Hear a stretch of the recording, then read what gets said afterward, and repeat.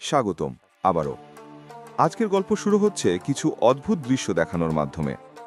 শহরের মাঝখানে একটি বিশাল গর্ত হয়ে গেছে, যার মধ্যে কয়েকটি গাড়িও পড়ে গেছে। ভেতরে থাকা লোকজনও সেই গর্তে পড়ে গেছে, যার মধ্যে জেসনও ছিল। সে এখন খুব খারাপ অবস্থায় আছে। তার একটি হাত একটি বড় পাথরের নিচে চাপা পড়েছে। শুধুমাত্র অন্য হাতটি খোলা আছে, যা দিয়ে সে কিছু করতে পারবে। অনেকক্ষণ চিৎকার করার পরেও যখন কেউ তাকে সাহায্য করতে আসে না, তখন সে তার ফোন দিয়ে পুলিশকে ফোন করতে শুরু করে। কিন্তু আজ তাদের কল ব্যস্ত আসছে, যা খুবই অদ্ভুত ব্যাপার, কারণ এমনটা আগে কখনো হয়নি। তাই সে এবার তার স্ত্রীকে ফোন করার চেষ্টা করতে থাকে, কিন্তু তারও কোনো উত্তর আসছে না। সবার কি হলো, কোথায় গেল সবাই? এই সব প্রশ্নের মধ্যেই সে চাপা পড়েছিল। তখনই তার নজর সেই গর্তের মধ্যে তৈরি একটি সুড়ঙ্গর ওপর পড়ে, যা দেখে মনে হচ্ছিল যেন কিছুক্ষণ আগেই সেটি তৈরি করা হয়েছে।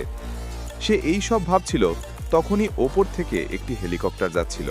তার মনে হলো হয়তো সেটি তাকে সাহায্য করতে এসেছে, কিন্তু সামনে এগোতেই সেটি ক্র্যাশ হয়ে যায়। এর ফলে যা হলো তা হলো ওপর থেকে বাকি জমির পাথরও নিচে পড়তে শুরু করে।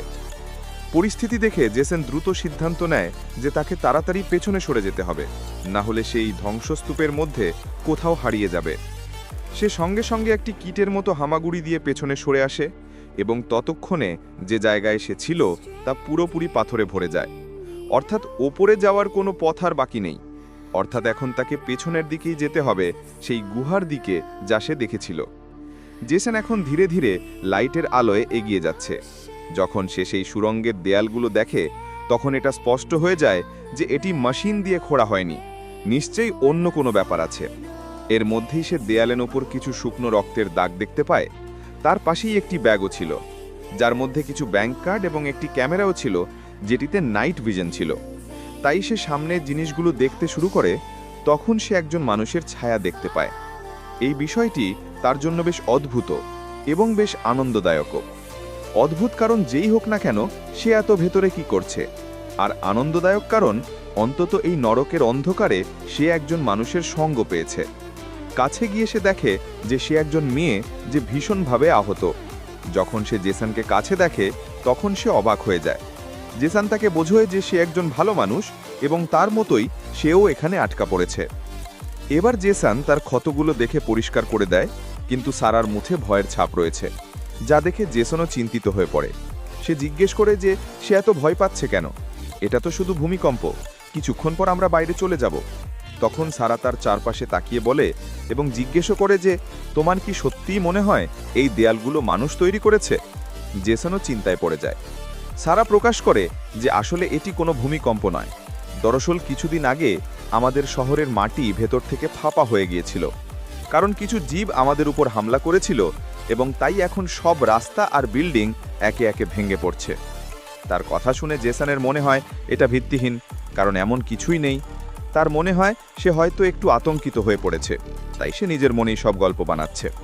এর মধ্যেই তারা কিছু শব্দ শুনতে পায়। সারা সঙ্গে সঙ্গে অন্ধকার করে দিয়ে লুকিয়ে থাকতে বলে। জেসন কথাই মানার পাত্র। সে ক্যামেরা বের করে দেখতে থাকে যে সেখানে কি আছে। যদিও সে কিছু দেখতে পায় না, কিন্তু একটি শিরশিরে অনুভূতিও তারও হয়। যেই সে পেছনে ফেরে দেখে সারা উধাও, সে একাই এগিয়ে যাওয়ার সিদ্ধান্ত নেয়। কিন্তু সামনে এগোতেই সে আবার সারার সাথে দেখা পায়। এবার জেসন মনস্থির করে যে সে সব কিছু জিজ্ঞেস করেই ছাড়বে, কিন্তু সে তাকে বলার আগেই অন্য কিছুর শব্দে তারা দুজনেই চুপ হয়ে যায়। আর এবার তো ক্যামেরাতেও জেসন কিছু একটাকে হামাগুড়ি দিতে দেখে, যা দেখে দুজনেই দ্রুত এগিয়ে যেতে থাকে, এবং ততক্ষণ থামে না যতক্ষণ সেই আওয়াজ বন্ধ হয়। কিছু দূর এগিয়ে যাওয়ার পর যখন পরিস্থিতি শান্ত হয়, তখন সারা স্বস্তির নিঃশ্বাস নেয় এবং সেখানেই বসে পড়ে। তার মুখে ভয় ছিল, কিন্তু একটা স্বস্তিও ছিল যে সে বেঁচে গেছে। এই কথার মধ্যেই সারা জানায় যে সে একা ছিল না, বরং তার ছোট বোন এবং তার পুরো পরিবারও তার সাথে থাকত। কিন্তু যখন এই ভূমিকম্প আসে, তখন সব কিছু ধ্বংস হয়ে যায়। সেই জীবগুলো তার ছোট বোনকে তার সামনে থেকে টেনে নিয়ে যায়, এবং সে কিছুই করতে পারেনি, শুধু দেখা ছাড়া। দুঃখের বিষয় হলো সে নিজেও জানে না যে সেগুলো কি জিনিস আর কিভাবে এসেছে। কিন্তু এটা সে জানে যে তাদের থেকে বেঁচে থাকতে হবে, না হলে সবাই মারা যাবে। জেসন এখন সারার পেছনে চলতে শুরু করে, কারণ তারও এখন সারার কথায় বিশ্বাস হতে শুরু করেছে। সেও ধীরে ধীরে সেই ভয়ের মুখোমুখি হচ্ছে যার মধ্যে দিয়ে সারা গেছে এবং যাচ্ছে। দুজনেই আস্তে আস্তে এগিয়ে যাচ্ছে, কারণ তাদের যে কোনোভাবে বাড়ি পৌঁছতে হবে। এখানে বেশি সময় থাকলে বাঁচা যাবে না। সামনে এগোতে রাস্তা আরও শুরু হয়ে যাচ্ছে। একটা সময় এমন আসে যখন তাদের হামাগুড়ি দিয়ে এগোতে হয়, কিন্তু বাড়ি যাওয়ার জেদ তাদের এটাও করতে বাধ্য করে। সারা দেখে যে সামনে কিছু আলো রয়েছে, তখন তার খুশির সীমা থাকে না। দ্রুত সে এগিয়ে যায় এবং যখন কাছে পৌঁছায় তখন দেখে সেটি শুধু একটি টর্চ যা থেকে আলো আসছিল। এই ঘটনায় সারা আরও হতাশ হয়ে পড়ে, কারণ সে পুরোপুরি আশা করেছিল যে সামনে কিছু আছে। যাই হোক, এখন জেসন তাকে সান্ত্বনা দেয় যে আমাদের হিম্মত হারালে চলবে না, শুধু চেষ্টা করে যেতে হবে। সারা সেই টর্চটি উঠিয়ে রাখে এবং আবার এগিয়ে যায়।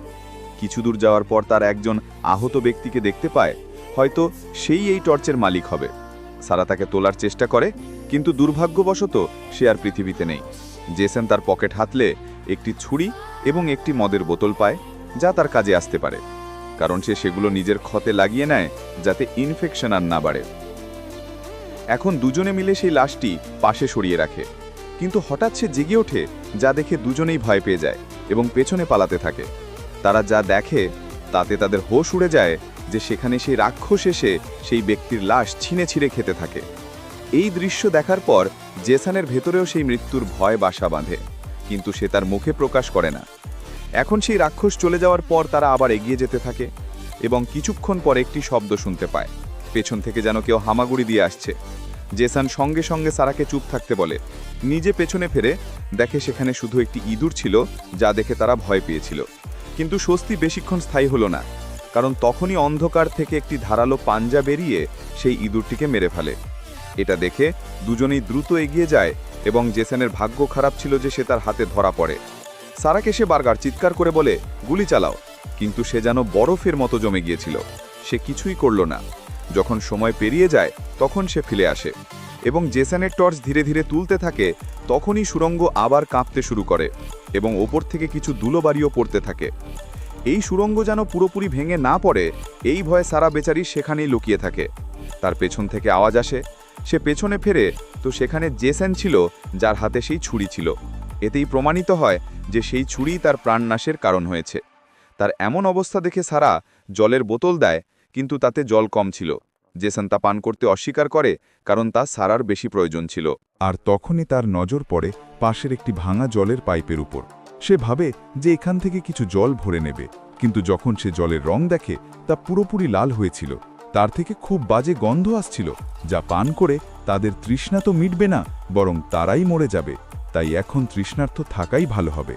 সামনে এগোতেই রাস্তা বন্ধ দেখতে পায়, অর্থাৎ এখন পেছনে যেতে হবে, আর সেখানে যাওয়া মানে মৃত্যুকে আমন্ত্রণ জানানো। এই চিন্তা বারবার সারার মাথায় আসছে, যা থেকে বিরক্ত হয়ে সে উপরে একটি লাথি মারে এবং এক দুটি পাথর নিচে পড়তে শুরু করে। তখন তারা বুঝতে পারে যে তাদের ঘাবড়ালে চলবে না, শুধু চেষ্টা করে যেতে হবে, কারণ চেষ্টা দেই সামনে রাস্তা দেখা যাবে। দুজনেই খুব জোরে লাথি মারে, যার ফলে অবশেষে সেই পাথর সেখান থেকে সরে যায়। আর এখন তাদের সামনে একটি খোলা জায়গা আসে, যা কোনো এক সময় মানুষের দ্বারা তৈরি হয়েছিল। হয়তো এটা কোনো পাইপলাইন হবে, কিন্তু এখন এই সময় তা চারপাশ থেকে শুধু মানুষের শরীরের টুকরো দিয়ে ভরা, যা দেখে সারা আরও ভয় পেয়ে যায়। কিন্তু জেসনের ধ্যান তো উপরেই ছিল, সেই জালের ওপর, যেখান থেকে সূর্যের আলোর সাথে সাথে তাদের আশাও দেখা যাচ্ছিল। এখন দুজনেই তা ভাঙার চেষ্টা করতে থাকে, কিন্তু ভাঙতে পারছিল না, কারণ তা খুবই মজবুত ছিল, যা দেখে তারা মনস্থির করে যে তাদের কোনো অস্ত্রের প্রয়োজন পড়বে। আর তখনই এটা ভাঙা সম্ভব, না হলে তারা শুধু নিজেদের শক্তি নষ্ট করছে। সারাও রাজি হয়ে যায় এবং খোঁজাখুঁজি শুরু করে। তখনই হঠাৎ তারা উপর থেকে কিছু গুলির আওয়াজ শুনতে পায়। উপরে তাকাতেই দেখে সেখানে কিছু সশস্ত্র সৈন্য দাঁড়িয়ে আছে। এই দৃশ্য দুজনের জন্য যেন অমূল্য ছিল, কারণ এখন তারা বাঁচতে পারবে। জেসন চিৎকার করে বলে, আমাদের সাহায্য করুন, আমরা এখানে আটকে পড়েছি। উপর থেকে আওয়াজ আসে, হ্যাঁ, আমরা কিছু সরঞ্জাম নিয়ে আসছি এটা কাটার জন্য, ততক্ষণ তোমরা ধৈর্য ধরো। অবশেষে তাদের প্রাণ বেঁচে গেল। কিন্তু সত্যি কি বেঁচে গেল? না, একটি শব্দে উপর থেকে সবকিছু শেষ হয়ে যায়। একটি বিশাল রাক্ষস এসে সেই সব সৈন্যদের মেরে ফেলে, যাদের রক্তের ফোঁটা সারা আর জেসনের মুখে এসে পড়ে। সময় মতো তারা একটি সরু সংকীর্ণ জায়গায় আশ্রয় নেয়। সেই জায়গাটি কোনো নোংরা নালার উৎস মনে হচ্ছিল। তাদের যদি নিজেদের প্রাণ বাঁচাতে হয় তবে তার মধ্যে ঝাঁপ দিতে হবে। প্রথমে জেসন সেই নোংরা জলে নামে, নিজেকে সামলে নিয়ে নিচে গিয়ে কিছু জিনিস হাতড়ে দেখে। তখন পতা চলে যে নিচে একটি নিকাশের দরজা আছে। সঙ্গে সঙ্গে উপরে এসে সেই কথা সারাকেও জানায় এবং বলে যে তোমাকে নিচে আসতেই হবে। সেও পরিস্থিতি বুঝতে পেরে ঝাঁপ দেয়। সুড়ঙ্গ খুব বেশি লম্বা ছিল না, তাই দ্রুত তারা অন্যদিকে চলে আসে। কিন্তু সারার অবস্থা এখন ঠিক মনে হচ্ছে না। তার পা জখম হয়ে গেছে, যা তাকে আরও বেশি কষ্ট দিচ্ছে। ফলে সে এখন ঠিকমতো চলতে পারছে না। জেসন তাকে সাহস দেয়, কারণ সে যদি হার মেনে নেয় তবে তারও সাহস ভেঙে যাবে। দুজনেই হামাগুড়ি দিয়ে এখনও এগিয়ে যাচ্ছে, কিন্তু শেষে গিয়ে তারা তাদের পরিশ্রমের ফল পায়। একটি আলোর রশ্মি তাদের আশার কিরণ হয়ে ওঠে। সেখানে একটি দরজা ছিল যেখান থেকে বাইরে বের হওয়া যেত। দুজনেই সেখানে স্বস্তির নিঃশ্বাস নিয়ে বলে যে অবশেষে তারা বেঁচে যাবে। জেসন নিজের বাড়ি গিয়ে তার স্ত্রীর সঙ্গে দেখা করতে পারবে, সারাও নিজের বাড়ি ফিরতে পারবে, এই নরক থেকে মুক্তি পাবে। কিন্তু বন্ধুরা, হয়তো তাদের ভাগ্যে এখনও স্বাধীনতা লেখা ছিল না। তাদের সামনে একটি বিশাল রাক্ষস এসে দাঁড়ায়। এত তাড়াতাড়ি সে তাদের কাছে আসে যে তারা সেখান থেকে সরে যাওয়ার সময় পায় না। সারা নিজের নিঃশ্বাসও বন্ধ করে নেয়, পাছে সে শুনে ফেলে। কিন্তু তাদের ভাগ্য ভালো ছিল যে সে অন্ধ ছিল, তাই নিজের সামনে বসা দুজন মানুষকে দেখতে পায় না এবং সেখান থেকে চলে যায়। যে গুহায় সে গিয়েছিল তা তাদের আর স্বাধীনতার রাস্তার মাঝে ছিল, তাই তাদের খুব সাবধানে এগিয়ে যেতে হবে। সারা তো বারবার থেমে যাচ্ছিল, সে এতটাই ভয় পেয়ে গিয়েছিল। কিন্তু জেসন পেছন থেকে বারবার তাকে সাহস দিচ্ছিল যে এগিয়ে চলো, থেমো না, আর কিছুক্ষণ। কিন্তু হঠাৎ যখন সে আরও কিছু দূর হামাগুড়ি দিয়ে এগিয়ে যায়, তখন সেখানে থেমে যায়। জেসনের মনে হয় হয়তো সে ক্লান্ত হয়ে পড়েছে, তাই থেমে গেছে। যখন সে সত্যের মুখোমুখি হয়, তখন তার নিজের হৃদস্পন্দনও থেমে যায়। সারা তার প্রাণ ত্যাগ করেছিল, আর এটাই সত্যি যে জেসনও মেনে নেয়। তাই এখন তাকে একাই এগিয়ে যেতে হবে। কিন্তু এখানে একটি সমস্যা ছিল। যে রাস্তা দিয়ে তারা এগিয়ে যাচ্ছিল তা খুবই সরু, যার মধ্যে এখন সারার লাশ পড়ে আছে, আর জেসন তার পাশ দিয়ে বেরোতে পারবে না। তখনই হঠাৎ আমরা আবার কিছু শব্দ শুনতে পাই। মনে হচ্ছে যেন সব রাক্ষস এদিকেই আসছে, কিন্তু সে এখন প্রস্তুত ছিল। কাঁপতে থাকা হাতে সে সারার বন্দুক তুলে নেয় এবং সেদিকেই তাক করে ধরে। এখন যদি মরতে হয় তবে লড়েই মরব। তখনই পুরো টানেল আবার কাঁপতে শুরু করে, কিছু পাথর নিচে পড়তে থাকে। এই সময় জেসনের মাথায় আসে যে সে যদি সারার লাশ জ্বালিয়ে দেয় তাহলে তার রাস্তা পরিষ্কার হয়ে যাবে। কিন্তু এতে কাজ হবে না, কারণ এত সরু জায়গায় আগুন জ্বালানো মানে যেন নিজের চিতায় বসা। সে থেমে যায় এবং সেখানেই শুয়ে পড়ে, নিজের মৃত্যুর অপেক্ষা করতে থাকে, কারণ সে এখন নিশ্চিত যে আর কিচ্ছু হওয়ার নেই। হয়তো তার অন্তিম সময় ঘনিয়ে এসেছে। নিজের শেষ মুহূর্তে সে তার সবচেয়ে কাছের মানুষের ভিডিও চালিয়ে দেখতে শুরু করে। এই দৃশ্য থেকে আপনি অনুমান করতে পারেন যে তার মৃত্যু আসন্ন। এর মধ্যেই তার ফোনে একটি নোটিফিকেশন আসে। কানে লাগাতে সে জানতে পারে যে এটি তার স্ত্রীর অডিও মেসেজ, যেখানে সে বলছে যে সে এখন তাদের বাড়ির বেসমেন্টে আছে, কারণ তাদের উপরও হামলা হয়েছে। কিন্তু সে আর বেশিক্ষণ নিজেকে বাঁচাতে পারবে না, তাই সে যেন তাড়াতাড়ি তার কাছে চলে আসে। এই কথা শোনার পর জেসনের মধ্যে বেঁচে থাকার আশা জেগে ওঠে এবং মাথায় একটি বুদ্ধি আসে, যা হয়তো তার প্রাণ বাঁচাতে পারে। সে একটি অ্যালার্ম লাগিয়ে সারার লাশের ওপর রেখে দেয় এবং নিজে পেছনে গিয়ে লুকিয়ে পড়ে। যেই অ্যালার্ম বাজে, সব রাক্ষস নিজেদের গর্ত থেকে বেরিয়ে আসে এবং সেই আওয়াজ শুনে যেমন সে ভেবেছিল তেমনই হয়। সারার লাশকে তারা টেনে নিয়ে যায়। জেসনের জন্য রাস্তা এখন পরিষ্কার ছিল। সে স্বাধীনতা থেকে মাত্র কয়েকটা কদম দূরে ছিল, কিন্তু এই কদমগুলো এখনও এত সহজে শেষ হওয়ার ছিল না, কারণ সে মাঝ রাস্তায় ছিল আর ভুল করে সেই গুহায় পড়ে যায় যেখানে তারা সবাই থাকত। এতে আওয়াজ হয়ে যায়, যার ফলে কিছু রাক্ষস তার উপর চলে আসে এবং জেসনের পা ধরে ফেলে। তাদের পকড় এত মজবুত ছিল যে জেসন পুরো শক্তি লাগিয়েও নিজেকে ছাড়াতে পারছিল না। তার নজর পড়ে সেই মদের উপর। সে পুরো মদ তার উপর ঢেলে দেয় এবং আগুন জ্বালিয়ে দেয়। আগুনের ভয়ে তারা আবার নিজেদের গর্তে পালিয়ে যায় এবং এইভাবে হামাগুড়ি দিয়ে জেসন সেই সুড়ঙ্গ থেকে বাইরে বেরিয়ে আসে, যেখানে একটি ঠান্ডা হাওয়ার ঝাপটা তার রক্ত জমিয়ে দেয়। কারণ এখন আর সেই শহর নেই যা আগে ছিল, যেখানে চোখ যায় শুধু সেই রাক্ষসের ডিম রয়েছে, আর সে নিজে পুরো শহরের উপর চক্কর কাটছে। সেও বুঝতে পারে যে এখন বাঁচার কোনো আশা নেই, কারণ সে যদি এখান থেকে রাস্তায় বেরোয় তাহলে মারা যাবে। এইভাবে আজকের গল্প এখানেই শেষ হয়। কিন্তু আপনাদের কি মনে হয়, জেসন কি তার স্ত্রীর কাছে পৌঁছাতে পারবে নাকি না?